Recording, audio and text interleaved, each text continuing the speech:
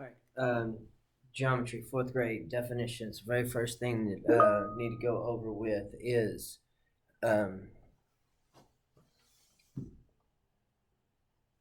point. A point is just that, a point dot. But in geometry, we call it a point. So it's not a dot; it's a point, and a point can be anywhere. Okay, point is just anywhere. Um, Typically, when you see something like this that has a point at each end, this is a segment of. This is called a line segment. A segment means a part of. Okay, it's not the whole thing. Okay, it's kind of like a part of. It's a segment. It's a part. Okay. When you have an arrow on both ends, that this means it goes on forever and ever in both directions. This is called a line. So when someone says fill in the blank, fill in the line, something like that, and they've got it like this, drawn like that, that's actually a line segment, not an actual line. I guess I'm useless talking over here on my screen, and I really do hope it shows up on this video. All right, so here, if it starts in one direction, if it has a starting point and then continues in the other direction, it is called a ray. Now, it doesn't matter which end it starts and which end it continues on. It's a ray, okay? So when two of these cross or meet, that is where we start getting into angles and some definitions of the angles. So what most people use are either line segments or rays when they're doing angles. All right. So you have a ray, and then you have a line segment.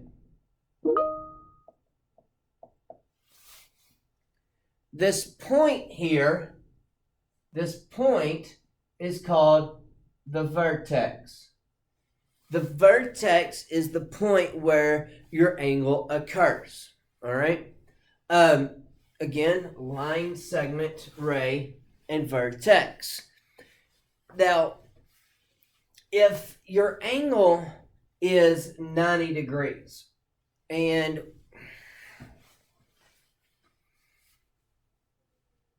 if you have a piece of paper and the corner of your paper is an angle, 90 degrees, okay?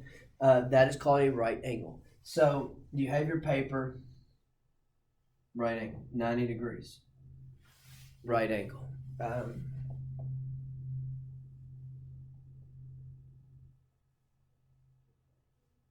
There's your right angle. If you take this and you push down on this side and you actually cause the paper to slide over like this, where it's smaller than a right angle, this is called acute angle. Because it's a cute little angle, right? It's so cute, look at it. It's so little. Okay, and then this one here, that's bigger than 90 degrees, it's larger than 90 degrees, this is called obtuse angle. It's large. Obtuse, right? It's a large angle. It's greater than 90 degrees. So it's an obtuse angle. We'll get into straight angles, which is a straight line. So you have a line and you put a point on this line and a point and a point, and you have points A, B, and C. then this line creates a straight angle because you do have a reference of 3 points. And so a straight angle, because it's a straight line, is 180 degrees straight across. Complete circle makes up 360 degrees.